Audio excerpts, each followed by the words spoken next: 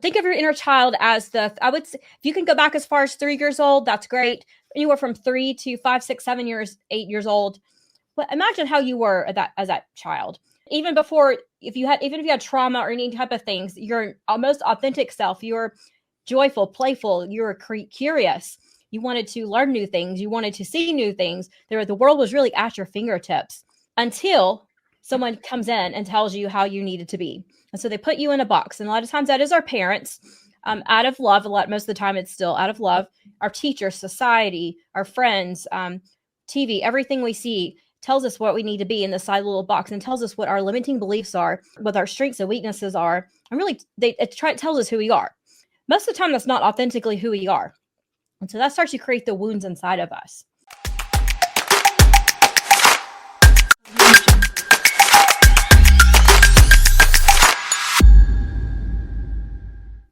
Hello everybody and welcome to True Hope Cast, the official podcast of True Hope Canada, where we take a deep dive into mental health's many physiological and psychological aspects.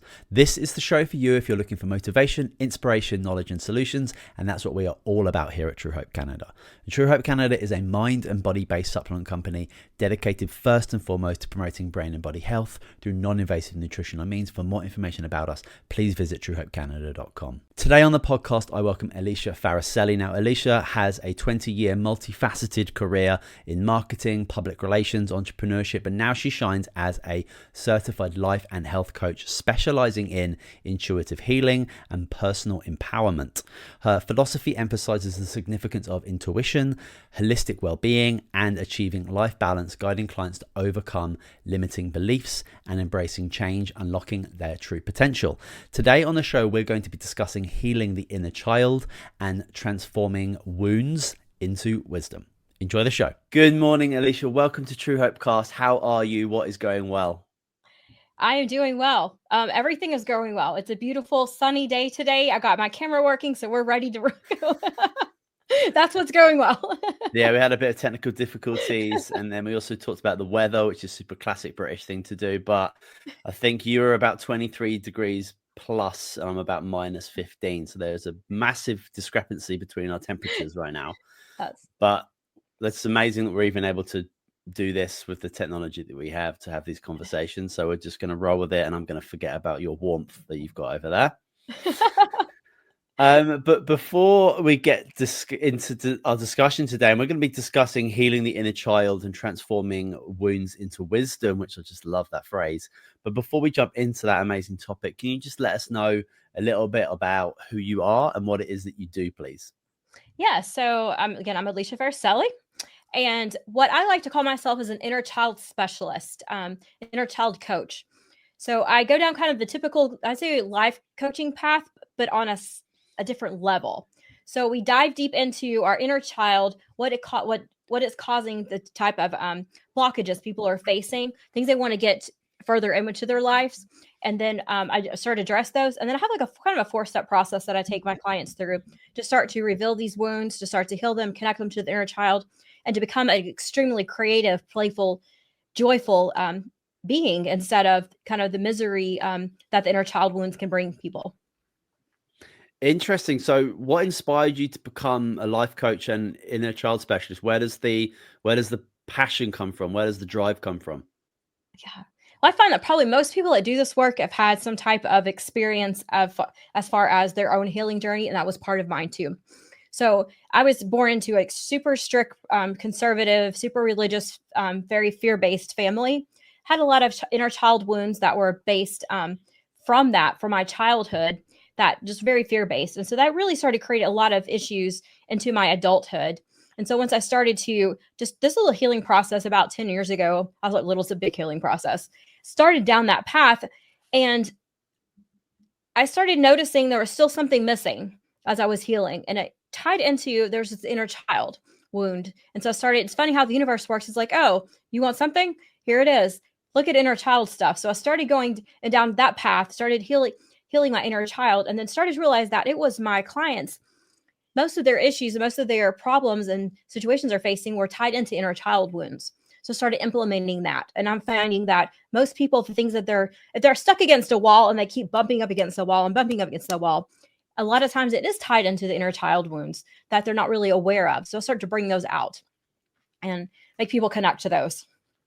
And maybe you could just take us through a little bit about what does inner child mean? Like what does that phrase actually mean? I think a lot of people have probably Yeah. heard about it, but it's like maybe you can just, for a lot of people it's going to be brand new. So maybe just for everyone, just kind of give us a foundational idea about what you're saying. What do you mean when you're saying inner child work?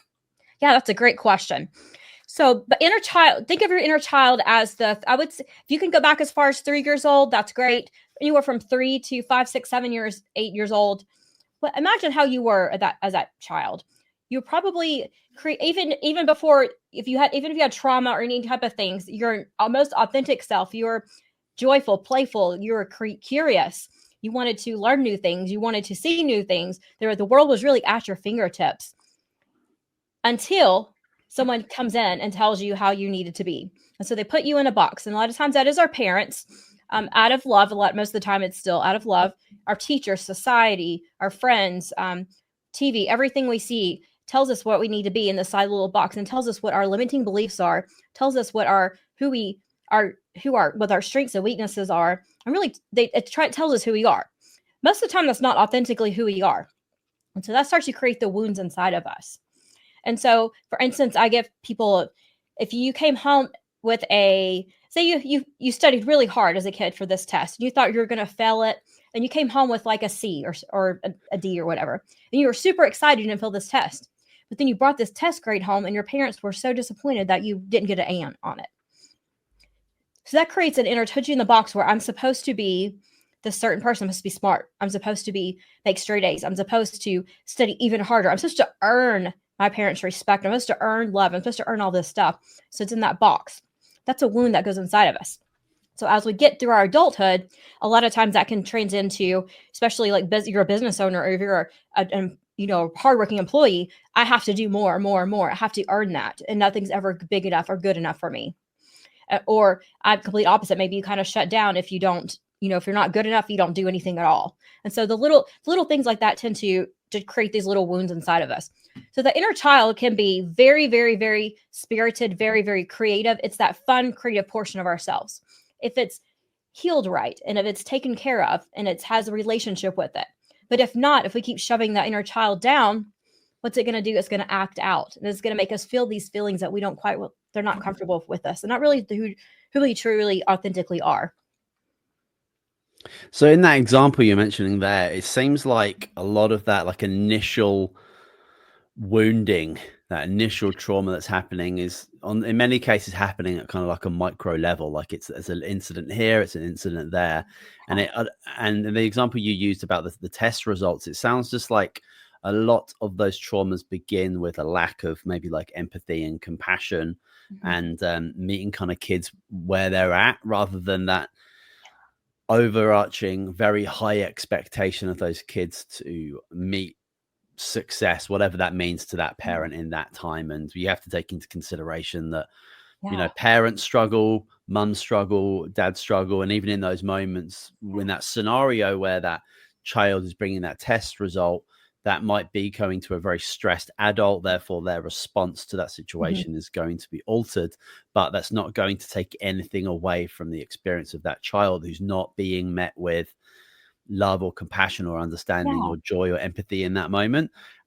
So it sounds like there's not necessarily there's not a childhood need happening in those moments, and therefore it's actually confusing to the nervous system, confusing to the brain, confusing to the body of that child, because they're expecting something through a scenario, but they're getting back, let's just call it negativity. And that negativity has obviously got a frequency, it's got an energy, and it's connecting with let's call the receiver in here for the child. And it's not really computing because they were expecting something very different than what they're receiving back.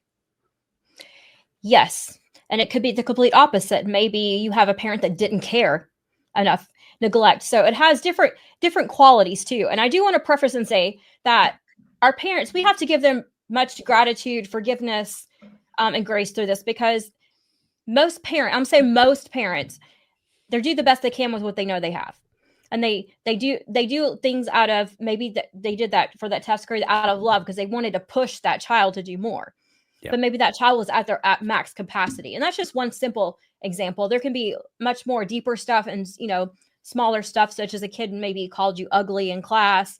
And now you kind of subconsciously kept on to that belief system, that belief that you're ugly. So therefore maybe you have to try a little extra, or you're a little high, I guess you call high maintenance inside. I don't know. Maybe there are things you value your exterior looks more than your interior looks because of things like that. So it doesn't necessarily have to come from your parents. However, a lot of the wounds probably did come from some type of caregiver. Yeah, it's complex. I mean, every single individual that comes and works with you, I'm sure they have a completely unique and different story, and the way that they've got there is very different. The paths that they've taken, the choices that they've made, like it's a very complex and unique terrain. But I guess at the end of the day, trauma within the body and accessing that inner child, I'm sure that pathway, there's a formula to obviously to gaining access to it and to working through some of those things with those individuals. Yeah, absolutely. I break it down. I'm actually in the process of writing a book too that's going to break it down in a more of a published format. But that's why I take my clients through is, the first step is really we have to get in touch with our inner child. We have to acknowledge our inner child, and then all we need to do is sit with our inner child. And so when I do that is definitely through meditation. It's through connecting, maybe find a picture of yourself as a child. Or some people don't have photos of themselves as children. If you don't have that, maybe it's something that reminds you. If you played basketball, maybe it's a picture of a basketball player that you really resonated with when you were a child, and really talking to that and connecting with that. And then we have to sit and we have to listen. We have to absolutely sit and listen, and we cannot judge. And sometimes it's don't even need to say anything except for I hear you, I understand you, and what happened was absolutely not right. You have every right. You have to validate their feelings because that's what the wounds are caused, because the feelings were validated. Imagine if you brought the test home and your parents said, you know what, I was really, really, really expecting you to make an A on this. However, talk to me about this. Are you proud of this or this grade? And from a non-judgmental, and the child to say, you know what, I worked really hard and I really thought I was going to fail this. So I'm really happy with the C or D, whatever. And so you're validated the feelings of that, and it's the validation of it that's missing. So once you validate it and you listen to it, then you're going to start the reparenting process. And that is, you know what, I'm super proud of you for, I'm just going to use the example of the test. I'm super proud of you for studying and making an effort on this test. I'm super proud you showed up for this test. You did all the things you needed to do for this test. And you know what? You did a dang good job with the making a C. I'm so proud of you for that. What did that inner child need to hear at the time to make it feel validated and loved and safe? And that's the 3 things it wants to feel is validation, love, and safety. Once we can give that to the child. I'm going to go back a couple steps first. When you start the process, make sure you're in a safe space. You want to make sure you're in a obviously physically, but emotionally, mentally safe space. You don't want to do this in the middle of, chaotic stuff, because your inner child's not going to connect, because it wants the inner child to communicate with you. So once we start the parenting process and we let it know that it's okay, but now we say, you know what, I'm here, I'm going to parent you. And anytime you have an issue like this comes up, talk to me, tell me. And your inner child will talk to you and tell you. You'll start to know that. Maybe not voice in your head, but you'll start to be able to connect the connections to it. And once you sit with this inner child on a daily basis, if you need to, monthly basis, however often, then your child's going to start to come out. It's going to start to be more playful. It's going to feel safe. It's going to feel loved. It's going to feel connected to you. And that's what the connection is. And so once it's connected, we're going to keep that going with our inner child. We don't want to shove it down. We want to say, no, I've already killed you. You're good. We want to connect with it. How do we do that? What's the best thing kids like to do? They want to play. So we're going to play with their inner child. We're going to do fun stuff. We're going to create that out. If you loved jumping rope as kids, that would bring your basketball. Go play some hoops with your friends. Go, jump rope. If you love ballet, if you don't want to take ballet lessons or any type of dance classes, go to the ballet. Pretend like you were, just admire it like you were that little child. So all the little things that you wanted to do. I love the example. Tell people, if you're like superheroes, dress in that red cape or whatever. You don't have to wear the cape, but dress in the red shirt. If you're Superwoman or Wonder Woman or whatever. I'm getting my superheroes mixed up, but whatever it was, where that had, and what's the characteristics that Wonder Woman had or Superman had? They had confidence. They helped people. Go display those qualities and have fun with it. So that's really the key to keeping your inner child happy and safe. Because if we're not playing, we're not having fun, and we're just work all the time, we're telling the inner child it's not important. Yeah, one of my questions that popped up when you were talking just before you mentioned the play aspect was that there has to be parts of our like childhood and our inner child that comes out when we're adults, because there's obviously a huge part of who we are. We learn the majority of the majority of things that we're ever going to learn. We like learn before the ages of 5, and the majority of that is through play. So a large part of our adulthood has to involve things that we love, that are fun and that are playful. And I'm a big kid, like with my small kids, and it makes parenting a lot easier for me because I'm super happy playing ridiculously imaginative games and doing all these ridiculous things. Yeah. That's very easy for me. But I can understand how a lot of parents who have been brought up to be very serious, and it's about success, and it's about providing, which is all very important things without question, but it's going to cause issues for that individual, as well as it's going to express out within their with their partner and their kids, because having fun is like a very important part of being a human being, and it lays down all the nonsense. All the ego disappears when you're messing around and playing and you're jumping on the trampoline. It's just fun and giggles, and those parts of us that, let's just say, society has kind of created just dissipate, and we're just kind of the true and we're authentic. And it's a beautiful place to be, because when you see somebody doing that, whether you know them or not, like we have a trampoline center here where I live, and you just see these mums and these dads having way more fun than their 5-year-old. It's like this is a therapy session that the government should be subsidizing, because we have a much happier population. Yes, absolutely. We have to play. I mean, 2 points here is, who said we have to act like I mean, yes, we have responsibilities when we get into our adulthood. Fortunately and unfortunately, we have certain responsibilities. But who said we can't jump on the trampoline? Who said we can't do that? I mean, who told you that? The serious adults who aren't having fun in their lives. What's the point of life if we're not going to have a little fun here? There's no point in living a life if you're just serious, and it's always constant have to be adulthood or whatever you want to call it. So yes, that's such a good point. Thanks for making that. Yeah, and I just we've just had a couple of people on the show recently talking about particularly young men these days in 2025, and there's a lot of hopelessness and loneliness around being within that demographic. And we're just talking there about adults being able to access play and creativity and imagination, and how important that is. What do you think? What's your experience in regards to these, let's just call them 17 to 22, and maybe even on beyond that, these young men that feel like they're not ready to step into adulthood, but they're also not ready to let go of being kids and playing, and whether that's like video games or messing around or whatever that might be. There's an interesting transition there with that age group and with that gender. I wonder what you thought about that in regards to being overly connected to that inner child and not wanting to let go, because we don't have a lot of rituals anymore within our culture that has a clear transition from going from a boy to a man. I use boy and man because I've got more experience with that because I'm a man. But what's your experience in that? Because it's an interesting phenomenon that I'm trying to figure out myself. Yeah, so I have a few theories for that. First of all, I think we're in a different. So I would say those were raised probably from parents are probably in the 50s, 60s. They're not quite the boomer generation, but they're not quite the millennial generation.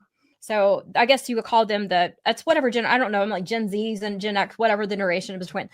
So that generation of, say, the parents were raised by probably the boomer generation, which were raised by what they call I think the silent generation or the great generation, or one of the, I forget the generation, but the 1920s generation. they went through the Great Depression. They went through all the things, they went through the struggles, and even their parents went through all the struggles. And so think of all the changes that went from the 1920s to the 1950s. Yeah. I mean, we're going through that right now too. We're going through the rapid, through the rapid technology change or industrial changes there. We're going through it probably 100% faster with technology changes.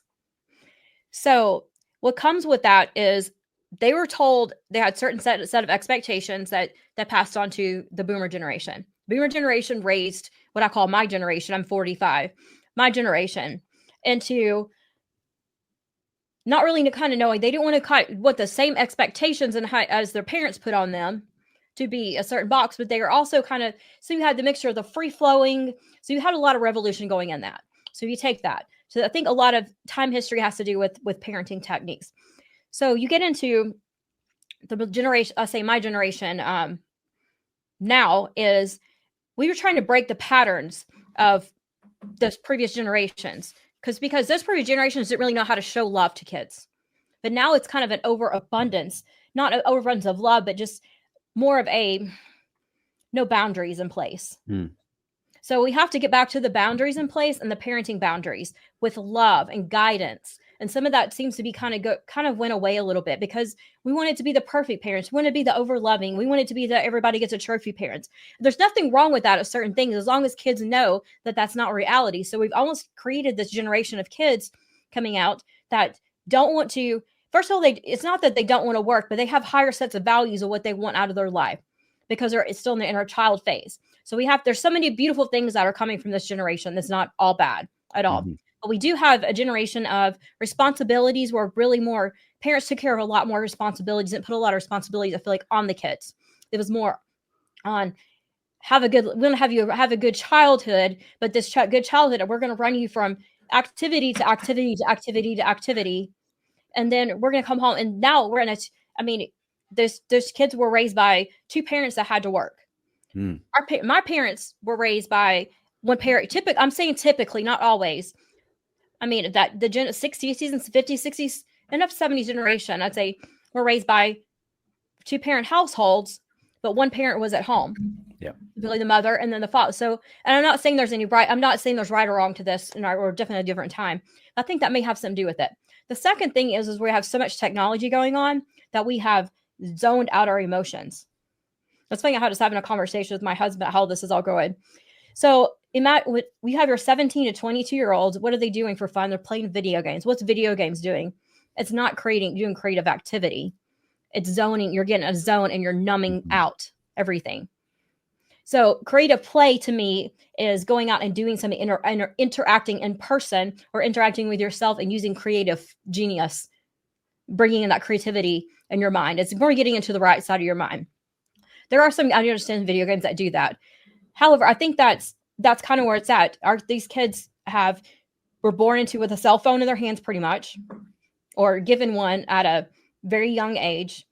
They just have so many numbing out techniques. And they haven't really been taught to tap into their emotions.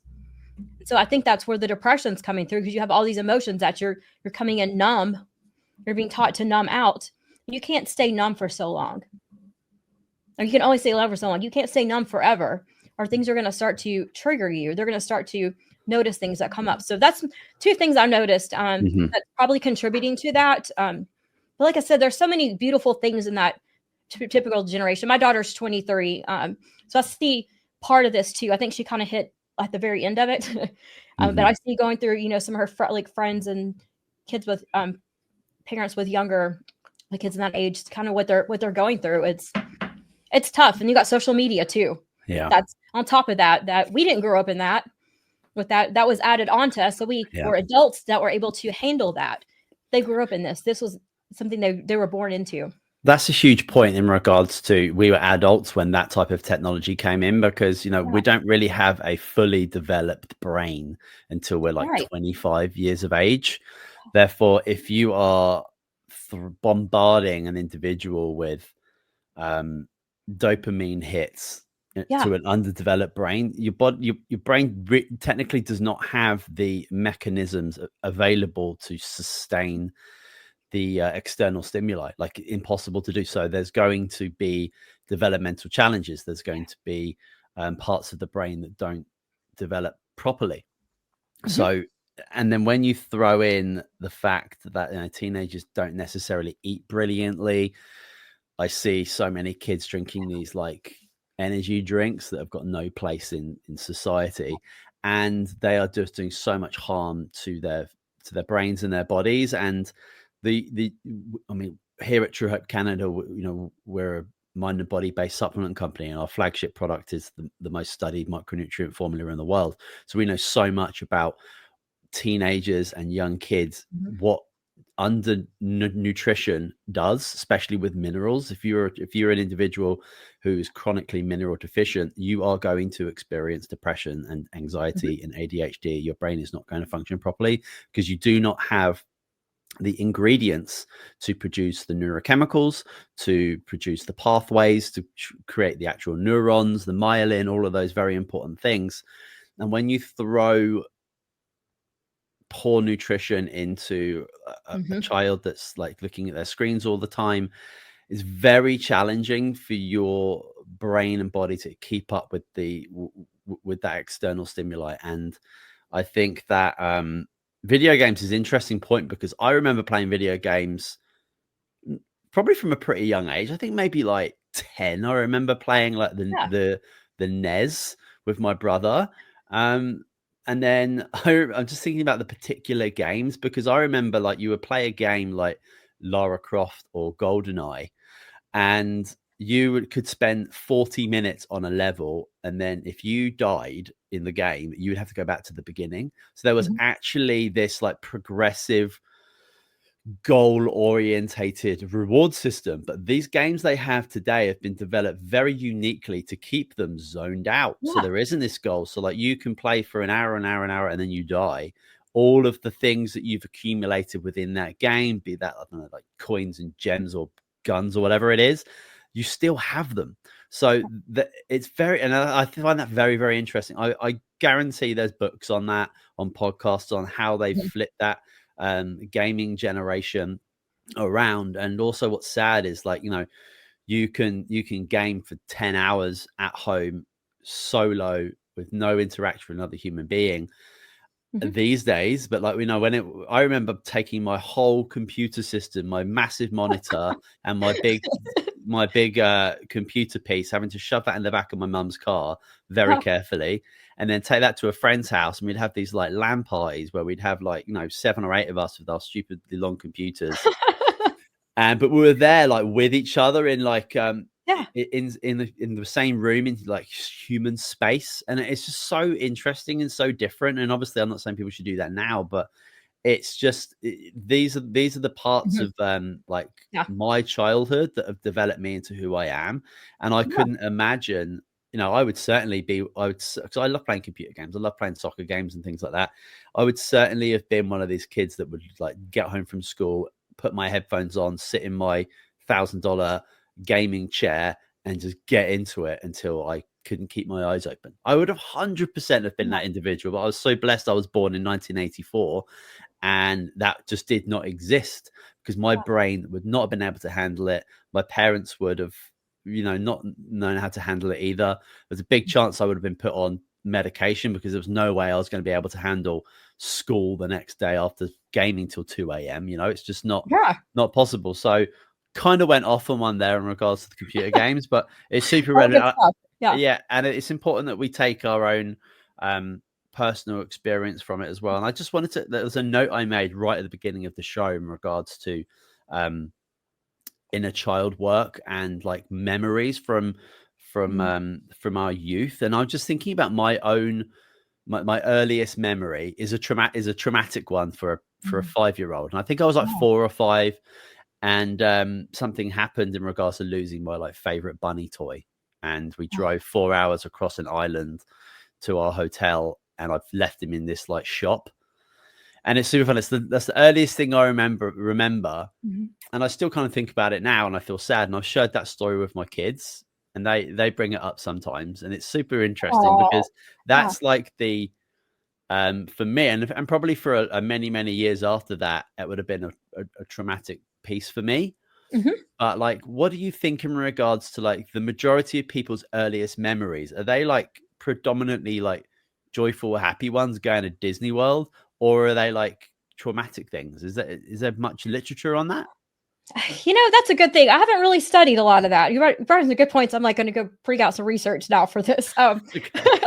I think it probably depends on the individuals. I remember mine being probably my first memories being like the first ones that really come to mind without me having to go and do some deep subconscious hypnosis like type of work to bring out, but the ones that are subconsciously were probably from kindergarten when I was 4 or 5 years old, and they were all good memories. I mean, I remember coming out and like, turkey. They brought a turkey for Thanksgiving. I went to a small private school.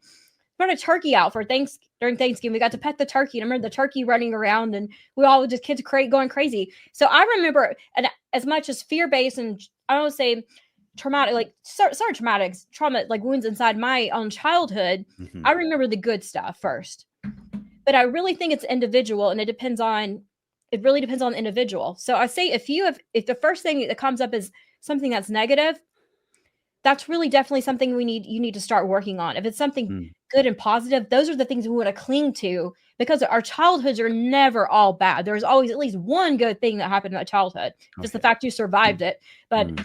there's always one good thing, and there's always been somebody around you. Even most people have had somebody that surround you that has loved them. So we want to cling to that while we're doing the work. So I think both memories are very, very important to do.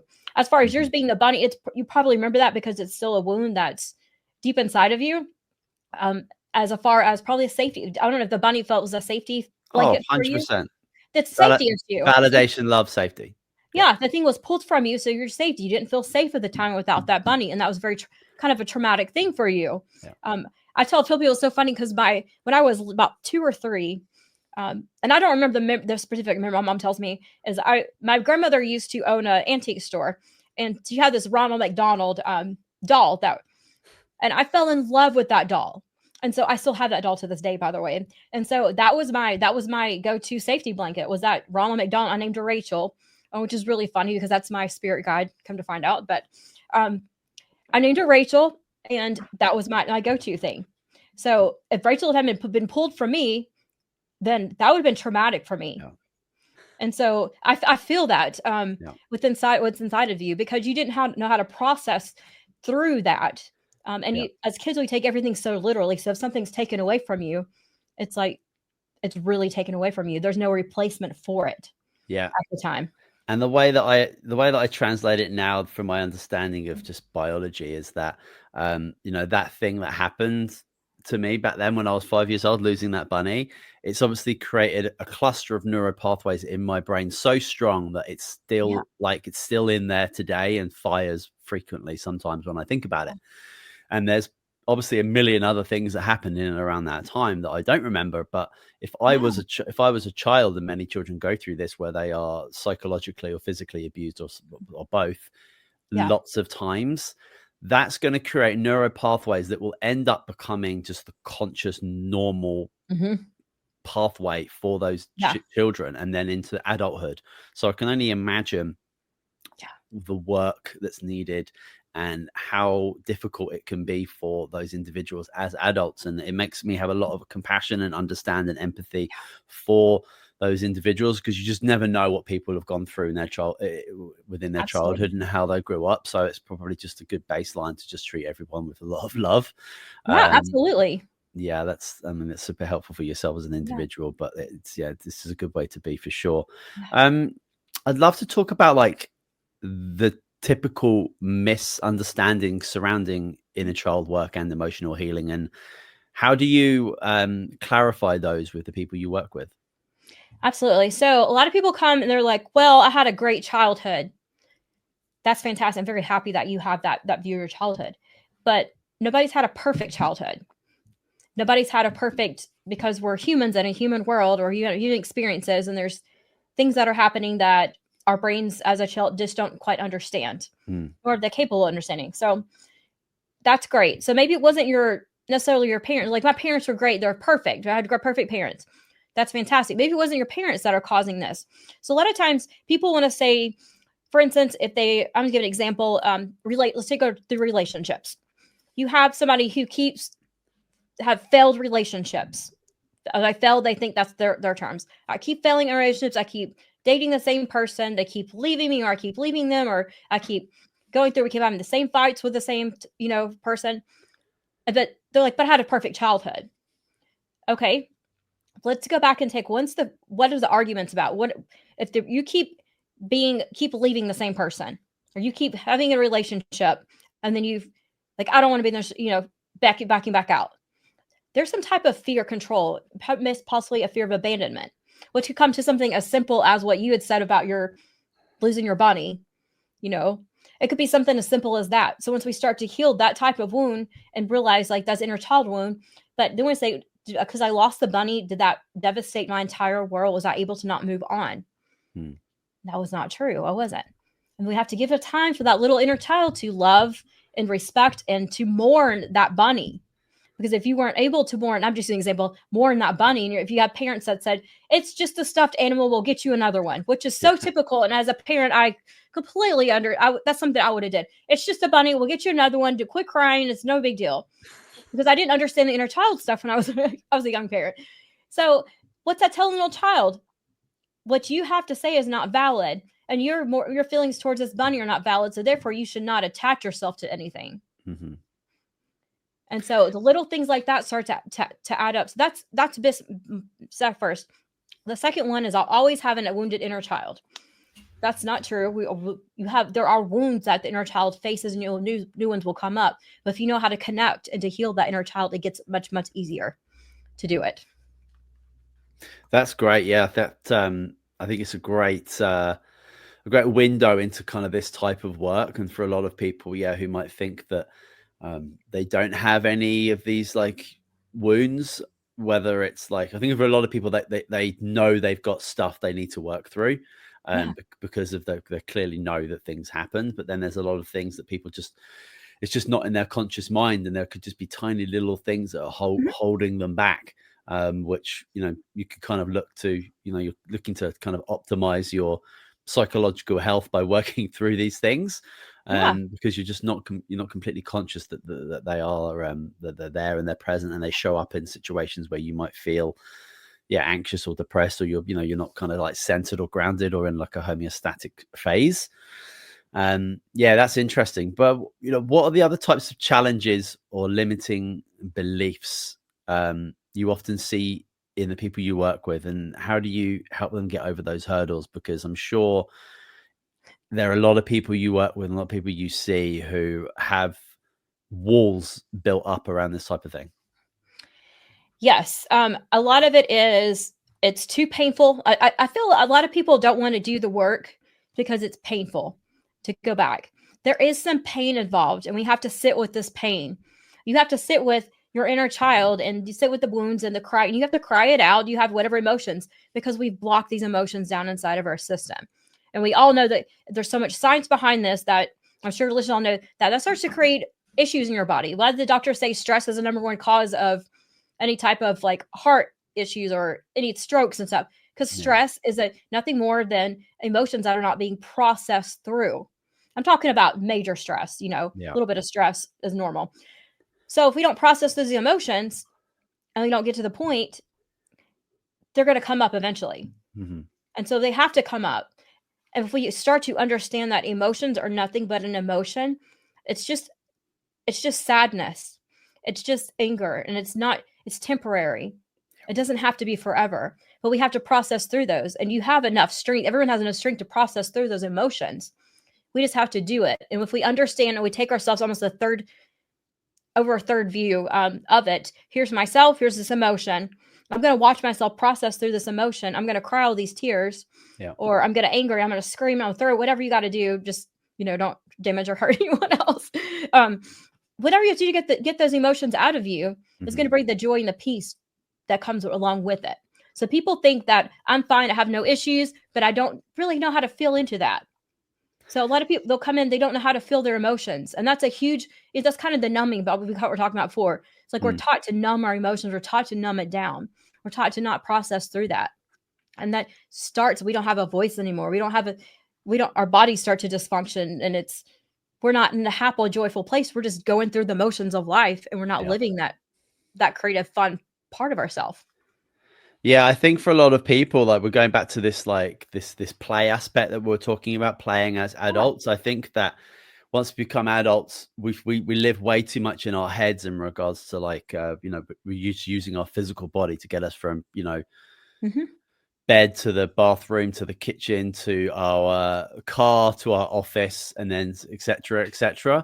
rather than we have this incredible body that's like littered with nervous systems, with part of our Hmm. nervous system, especially within our gut. So food's obviously got a massive impact on it, but Yeah. we we're supposed to like move our bodies and engaging them, but like that's when a lot of like somatic work that's kind of coming out at the moment, like it's Hmm. really great. We've had a lot of amazing somatic practitioners on the show where they're helping people re-engage their connection with their bodies and their emotional state. And I Yes. think I can't remember the name of the book, but I remember reading a book talking about how we have a lot more control over our emotions than we think. Like we've kind of been trained and thought that Hmm.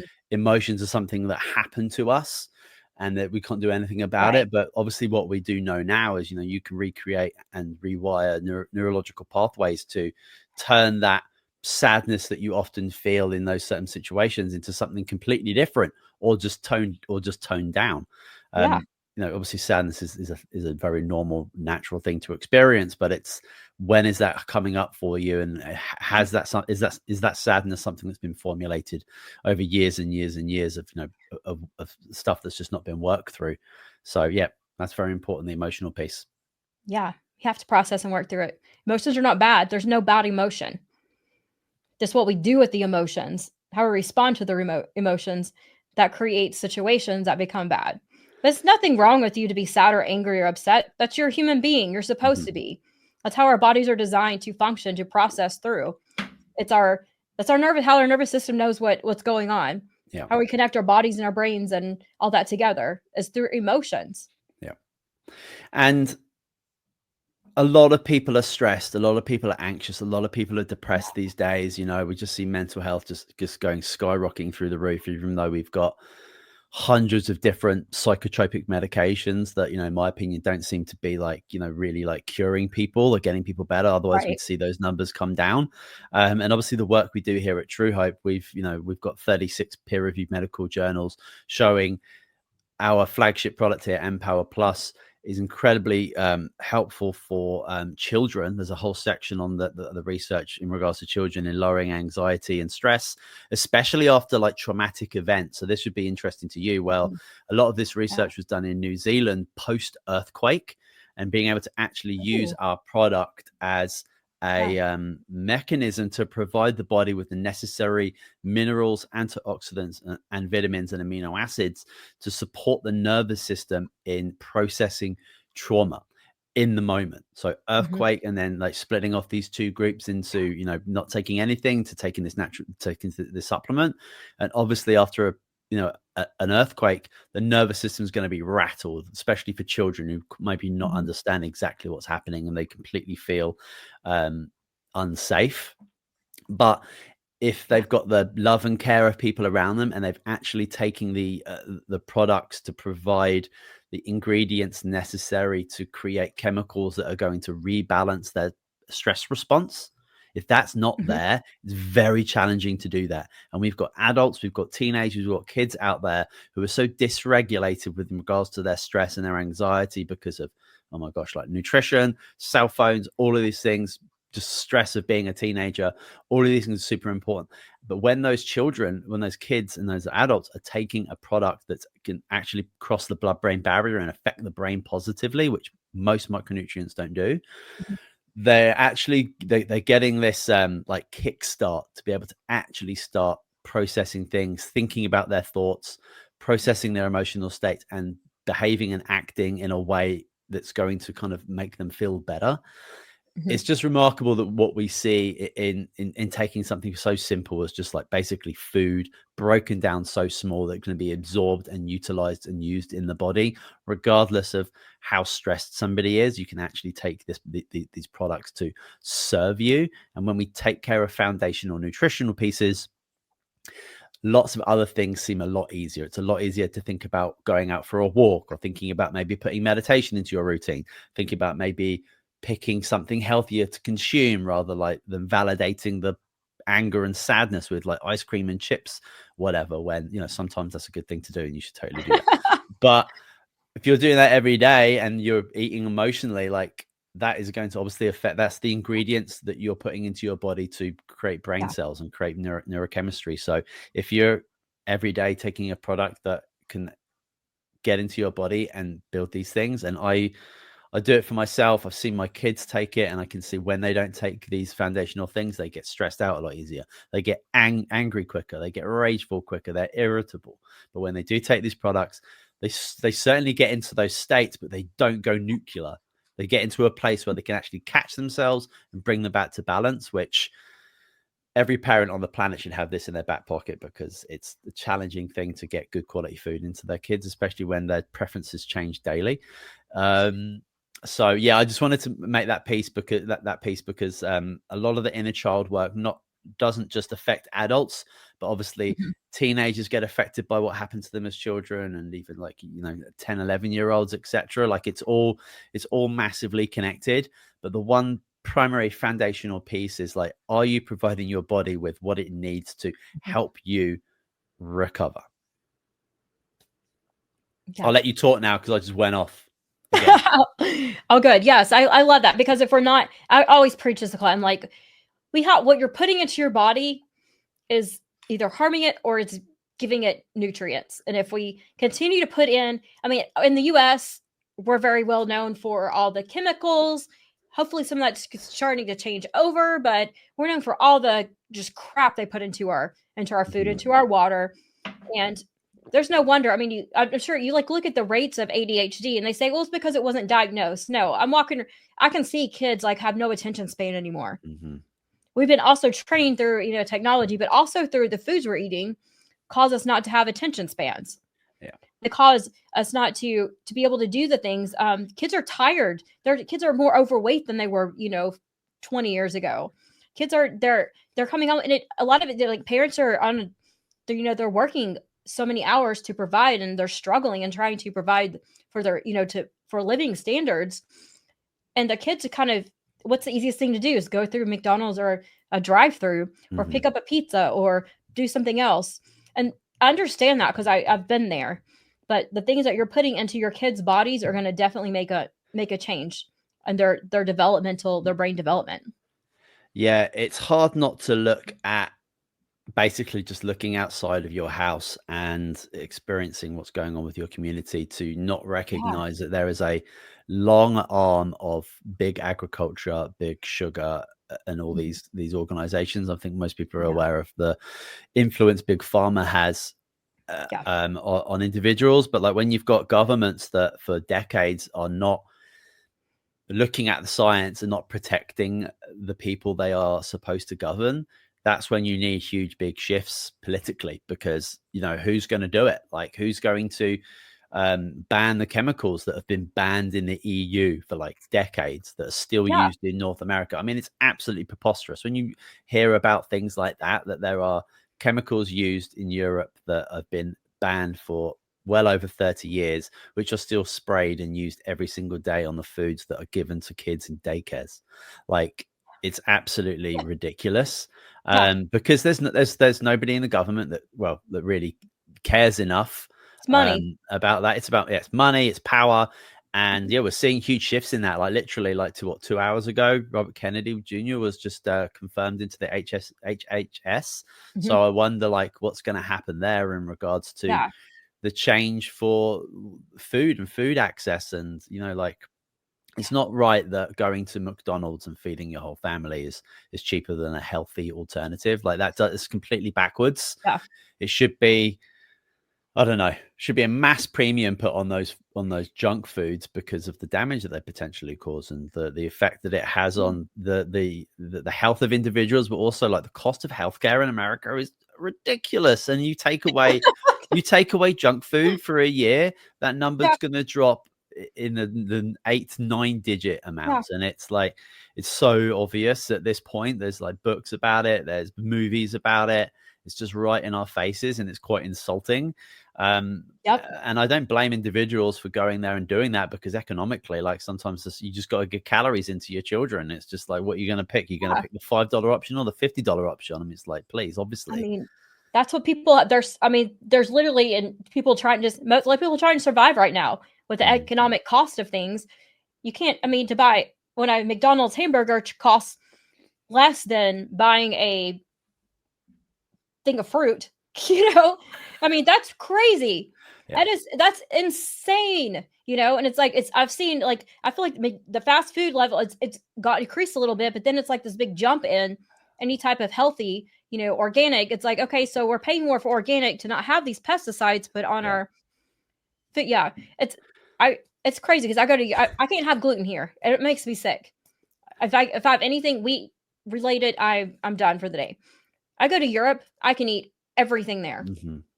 And so it's such a huge testament of how the quality of food is. And I don't feel sick. I don't feel bloated. And I come back and I haven't gained any weight. I eat twice as much there. So yeah, no, I've been lucky. I spent the first 27 years of my life in Europe, between Sweden and England, and then moving here when I was like 30.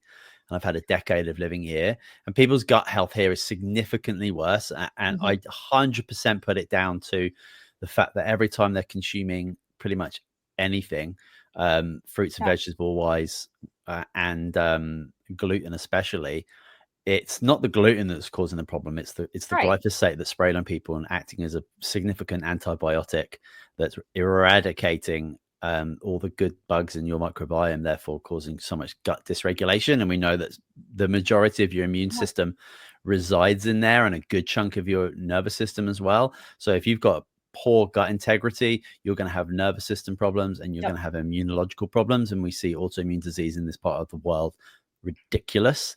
And it's honest, like, it's so obvious now that it's a glyphosate spraying pesticide problem. And again, the spraying that on crops in the UK is in the EU. It does get done in certain circumstances, I think, but like not to the level that it's done here. Like, it's pretty much like a banned product. Yeah.